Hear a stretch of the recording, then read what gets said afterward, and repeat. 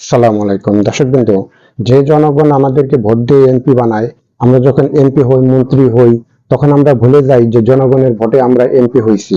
কিন্তু এমপি হওয়ার পরে যখন স্বার্থে আঘাত লাগে, তখন ওই মন্ত্রীরা, ওই এমপিরাই আবার কি করে, প্রশাসনের মানে বন্দুকের নল দিয়া সেই জনগণের বুকেই আবার গুলি চালায়। এরকম ঘটনা ঘটে গেছে 2024 সাল জুলাই আগস্টে।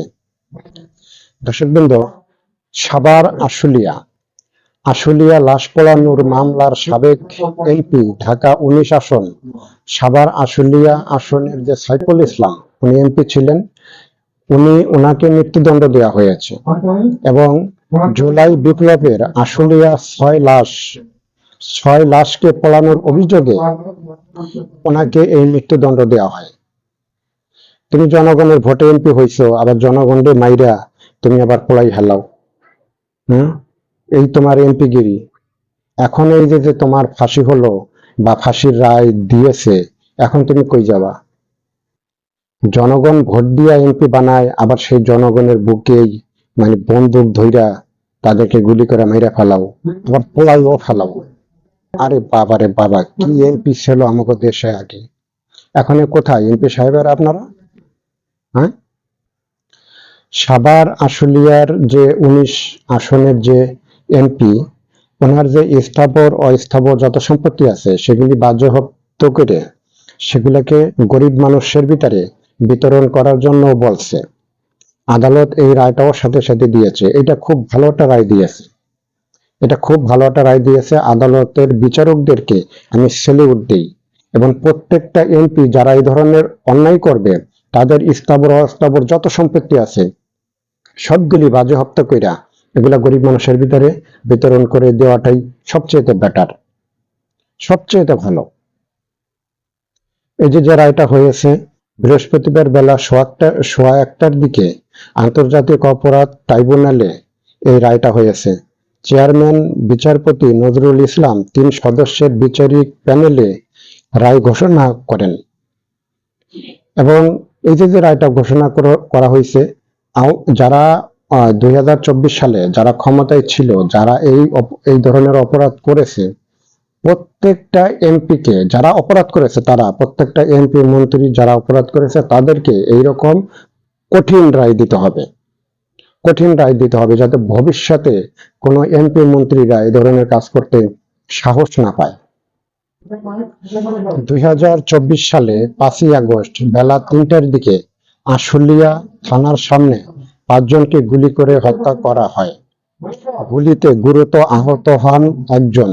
আহত ব্যক্তি 5 জনের মৃতদেহ প্রথমে একটি প্যাডেল ভ্যানে তোলা হয়, পরে ওই ভ্যান থেকে পুলিশের গাড়িতে তোলা হয়।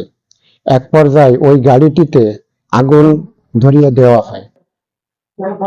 এই যে 5 জন মানুষকে দেখেন, 5 জন মানুষকে তো গুলি করছেই, আবার তাদেরকে ভ্যানে করে টাইমে নিয়ে গেছে এবং পুলিশের গাড়িতে উঠাইছে।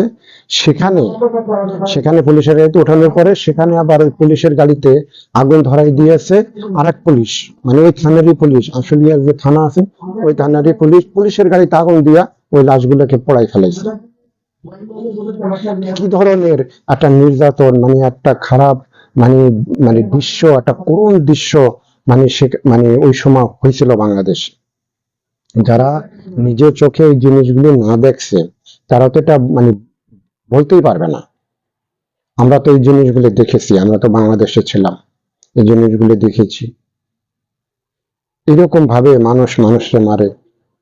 এবং এই যে মানুষ যে বলে যে আপনারা আওয়ামী লীগের পুলিশ, এটা আসলে খারাপ বলতো না। আওয়ামী লীগের কিছু পুলিশ ছিল যেগুলি বাছাই কইরা আইনা সরকার তার নিজের স্বার্থের জন্য ব্যবহার করেছে, আর সেই পুলিশের কারণেই এই আওয়ামী লীগ সরকার বড় একটা বিপদে পড়ে গেছে। সেই আওয়ামী লীগের পুলিশের কারণে সরকার বড় একটা বিপদে পড়ে গেছে। এখানে পুলিশকে পুরোপুরি দোষারোপ করলে হবে না, কারণ পুলিশ ডিপার্টমেন্টে ভালো পুলিশও ছিল। যদি সব পুলিশই খারাপ হইতো তাহলে ওই সময় 2024 সালে বাংলাদেশে না হইলেও 20-30 হাজার 50 হাজার মানুষ মারা যেত, যদি সব পুলিশ খারাপ হইতো। সব পুলিশ খারাপ না, কিছু পুলিশ ছিল ভালো।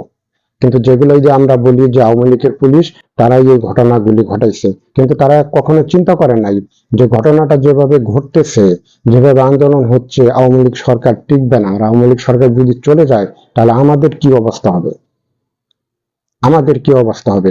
এরকম একটা ঘটনা যে বাংলাদেশে ঘটে গেল, এটা আসলে কি বলবো, এটা শুধু মানে যদি বলি যে খারাপ হয়েছে তাহলে আসলে এটা কম বলা হবে। এই যে যে ফাঁসির রায়গুলি দিচ্ছে এবং আসামি যারা পলাই আছে, আমি প্রশাসনকে অনুরোধ করব, সরকারকে অনুরোধ করব, যেসব আসামি পলাই আছে তাদের রায়টা দেওয়ার পরে তারা যেদিন ধরা পড়বে, তারা 20 বছর পরে ধরা পড়ুক, ওই 20 বছর পরের থেকেই তাদের রায়টা কার্যকারী হবে। এখন তাদের ফাঁসির রায় হয়ে যাবে 20 বছর পরে, যদি ওই লোক তার গ্রামের বাড়ির থেকে পুলিশে ধরে, ওই 20 বছর পরেই তাকে ধরেই না ফাঁসির দড়িতে মানে ঝুলে দেওয়া উচিত। এরকম ভাবে শক্ত রায় হইতে হবে এবং এই রায়টা বাংলাদেশের মানুষের জন্য দরকার, দরকার আছে। খুব ভালো একটি রায় হয়েছে। যে সব অপরাধ ট্রাইব্যুনালে এর আগে অন্যান্য মানুষদের বিচার হয়েছে, এখন ওই সব অপরাধীদের আবার ওই সব ট্রাইব্যুনালেই বিচার হচ্ছে। মানে তারাই ট্রাইব্যুনাল বানাই থেকে গেছে, এখন তারাই আবার ওই ট্রাইব্যুনালে তাদের বিচার হচ্ছে। তা যে বিচারক সাহেবরা এই রায়টা দিয়েছে তাদেরকে স্যালুট। আমার ভিডিওটা যদি ভালো লাগে লাইক এবং সাবস্ক্রাইব দিবেন এবং ভালো থাকবেন, সুস্থ থাকবেন।